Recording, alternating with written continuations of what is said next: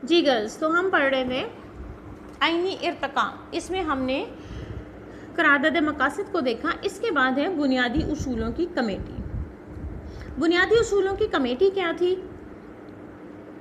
करारदाद मकासद की मंजूरी जब हो गई मार्च 1949 में, उसके साथ ही जो है आइन साजी का काम को मज़ीद आगे बढ़ाने के लिए मुख्तलिफ कमेटियाँ तश्कील दी थी। कमेटियाँ बना दी, यानी उनके ज़िम्मे जो है वो मुख्तलिफ काम तफवीज़ कर दिए गए कि हर कमेटी जो है वो मुख्तलिफ किस्म के काम करेगी। इनमें से सबसे अहम बुनियादी उसूलों की कमेटी थी जो 125 अरकान पर मुश्तमिल थी। इनका चेयरमैन वज़ीर आज़म था। मुख्तलिफ पहलुओं पर गौर व फिक्र के लिए 4 ज़ैली कमेटियाँ कायम हुई और इन सब कमेटियों के अलावा जय्यद उलमाए कराम पर मुश्तमिल एक बोर्ड बराए तालीमात इस्लामिया भी बनाया गया। इसका काम आइनी नज़रियाती असास से मुतालिक मशवरा फराहम करना था। यानी बुनियादी उसूलों की कमेटी जो थी, जिसने उसूल देने थे कि आइन जो है वो हमारा इन उसूलों पर मबनी होगा, इन उसूलों पर बेस करते हुए हम बनाएंगे। तो इन अराकीन की जो है तादाद वो 125 थी। उसके बाद जो है इस कमेटी ने आगे अपनी सिफारिशात दी। कौन सी कमेटी की सिफारिशात थी? इन्होंने कमेटी की अबूरी रिपोर्ट 28 सितंबर 1950 को लियाकत अली खान ने असम्बली में पेश की। अब ये जो बुनियादी उसूलों की कमेटी थी, ये 125 अरकान पर मुश्तमिल थी। इन सारों ने एक रिपोर्ट तैयार की और एक अबूरी रिपोर्ट, अबूरी से मुराद यानी आर्जी तौर पर उसमें तब्दीली हो सकती है, एक परमानेंट बात नहीं हो रही। यानी ऐसी रिपोर्ट जो हम सबसे पहले पेश करते हैं कि ये देख लें जी, हमने ये पॉइंट्स बनाए हैं, इसमें अगर कोई गलत है, कोई या कम है तो हम इसमें ऐड कर देते हैं, कोई नहीं सही है तो हम उसको निकाल देते हैं। यानी उसका मकसद ये होता है, जिसकी बिना पर इसके खिलाफ ये रिपोर्ट नामुकम्मल साबित हुई। तो हुआ क्या कि ये जो पहली रिपोर्ट पेश की गई वो बेसिकली मुकम्मल नहीं थी, जिसकी बिना पर इसके ख़िलाफ़ शदीद रद्द अमल का इजहार किया गया। तो लोगों को बड़ा गुस्सा चढ़ा कि कमेटी जो है वो कब से काम कर रही है और जो है इन्होंने 1950 में यानी 1947-49 में करारदाद मकासद जो है वो सामने आ गई। 1949 मार्च से लेके और सितंबर तक तकरीबन 1.5 साल के बाद ये कमेटी ने अपनी रिपोर्ट पेश की, सिफारिशात पेश की और वो कंप्लीट नहीं थी। तो इस वजह से लोगों के अंदर जो है इसके ख़िलाफ़ काफ़ी गुस्सा था। तो लेकिन नई रिपोर्ट पेश होने से पहले 16 अक्टूबर 1951 को जो है वो क्या हुआ कि लियाकत अली ख़ान को शहीद कर दिया गया। तो इनकी जगह फिर ख्वाजा नाज़मुद्दीन ने गवर्नर जनरल का ओहदा छोड़कर वज़ीर आज़म का कलमदान संभाला और मलक ग़ुलाम मोहम्मद को पाकिस्तान का तीसरा गवर्नर जनरल मुकर्रर किया गया। तो नई रिपोर्ट जो फिर जुलाई 1952 में तकमील तक पहुंची।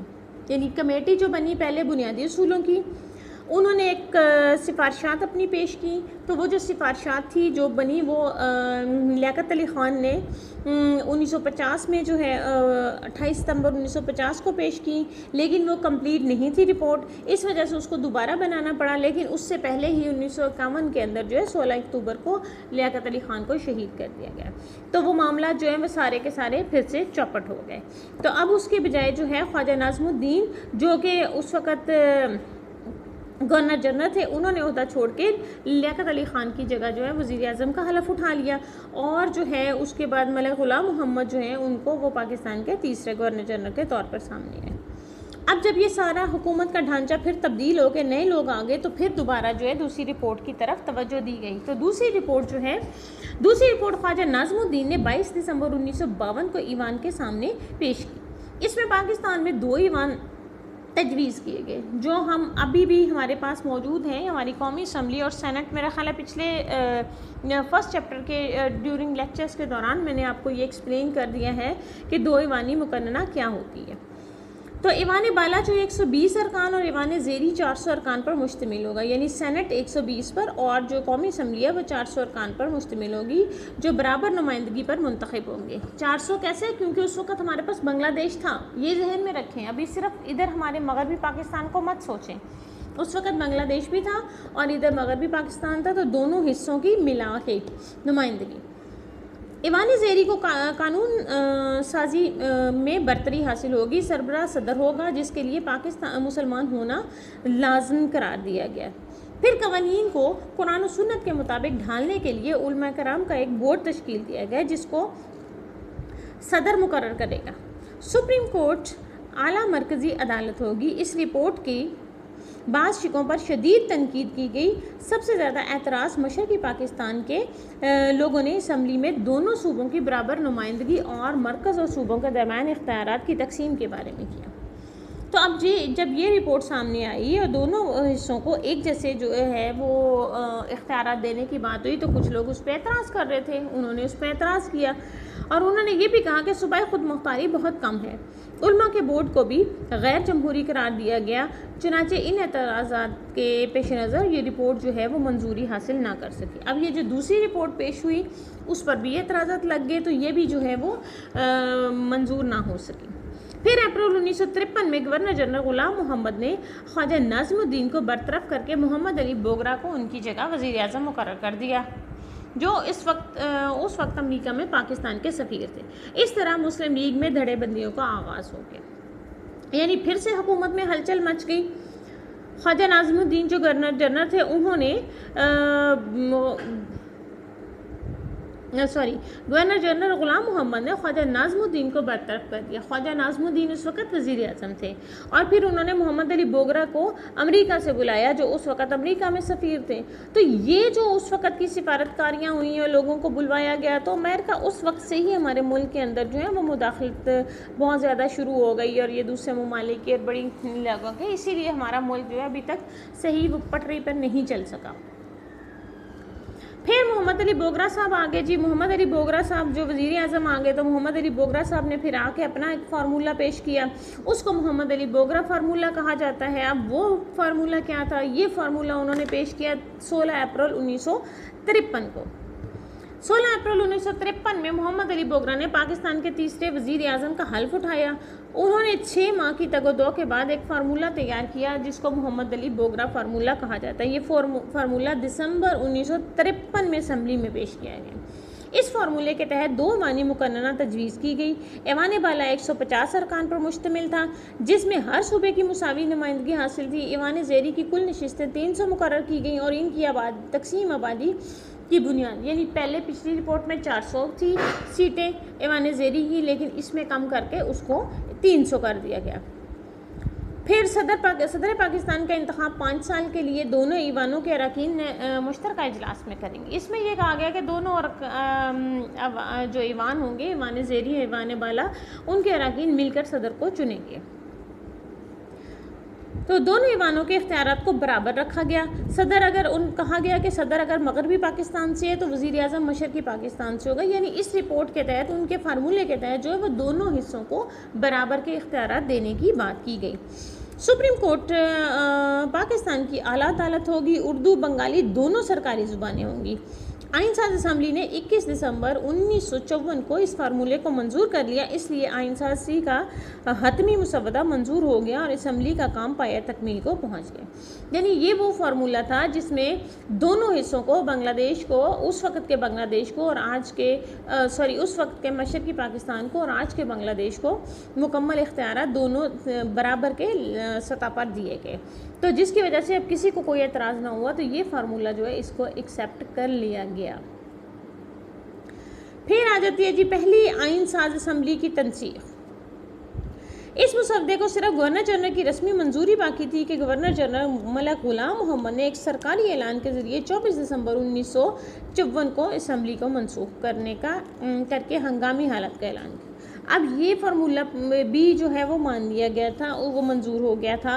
अब आइन बनने के करीब था, लेकिन हुआ ये कि गवर्नर जनरल जो थे सिर्फ उनकी रस्मी मंजूरी बाकी थी। लेकिन क्या किया कि गवर्नर साहब ने, जो मलक गुलाम मोहम्मद थे, उन्होंने एक सरकारी ऐलान किया 24 दिसंबर को 1954 को, जो इस आइन साज असम्बली थी उसी को तोड़ने का ऐलान कर दिया गया, उसी को मनसूख कर दिया गया। तो इस ऐलान में दूसरे आइन साज असम्बली के इंतखाबात जल्द करवाने का जिक्र किया गया और ऐसे फिर उन्होंने कहा कि जल्द इंतखाबात होंगे तो दूसरी आइन साज जो है असम्बली वो बनेगी, तो फिर जो है वो कानून बनाएगी। तो असम्बली तोड़ने की अहम वजह यह बताएगी कि मशरक़ी पाकिस्तान में 1954 के सूबाई इंतखाबात में बरसरे इक़्तिदार मुस्लिम लीग की ज़बरदस्त नाकामी, मुस्लिम लीग को जो है वो नाकामी का सामना करना पड़ा था। इस तरह प्रोडा कानून को ख़त्म करके गवर्नर जनरल के इख्तियारात में कमी कर दी गई थी, जिसे गवर्नर जनरल ने बर्दाश्त ना किया और असम्बली मनसूख कर दी। यानी गवर्नर जनरल जो है मुस्लिम लीग से यकीनन थे, और जो है वो जब इंतखाबात हुए तो वहाँ से उन्हें मशरक़ी पाकिस्तान से मुस्लिम लीग को नाकामी का सामना करना पड़ता, जिसकी वजह से गवर्नर जनरल ने कहा कि ज़ाहिर है उनको तो सिर्फ मगरबी पाकिस्तान के अंदर जो हिमायत हासिल होगी, मशरक़ी पाकिस्तान में तो वो हिमायत खो बैठे हैं। तो इस वजह से उन्होंने फौरी तौर पर जो है वो असम्बली है, काइंसाज असम्बली है, उसी को मनसूख कर दिया।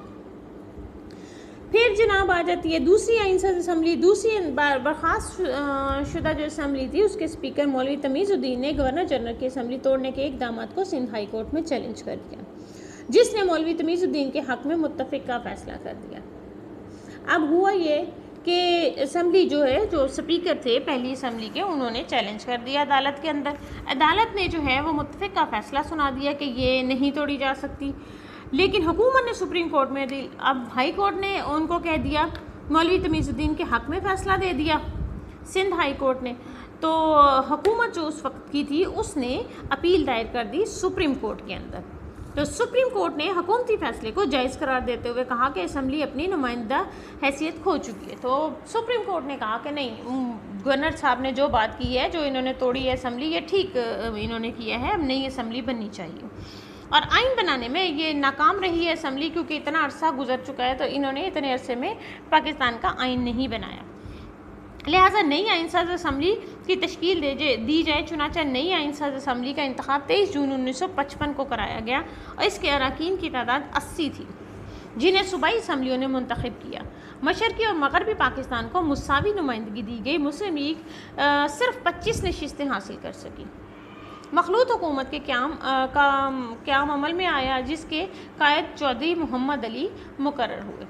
तो यकीन उस वक़्त जो है वो मुस्लिम लीग के हक़ में, मुस्लिम लीग जो अपनी वो पहले वाली हैसियत जो है वो खो चुकी थी, तो इस वजह से जो है वो मुस्लिम लीग कह लें कि ज़्यादा वोट हासिल ना कर सकी, उनकी नशिस्तें कम थी, तो इसलिए फिर बाकी जमातों के साथ मिलकर उनको असम्बली बनानी पड़ी। फिर जी 1 यूनिट की बात आ जाती है कि 1 यूनिट यानी वहदत मगरबी पाकिस्तान।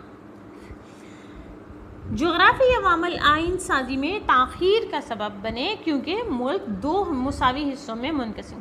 असल में पता है इसमें मसाइल क्यों इतने ज़्यादा आए आइन साजी में। एक तो बात ये थी कि मशरक़ी पाकिस्तान और मगरबी पाकिस्तान जो अंग्रेज़ों ने बीच में जो है हिंदुओं के साथ मिली भगत करके वो मुसलमानों के साथ जो गलत काम किया, वो ये था कि बांग्लादेश और पाकिस्तान के दरमियान 600 किलोमीटर का फासला था।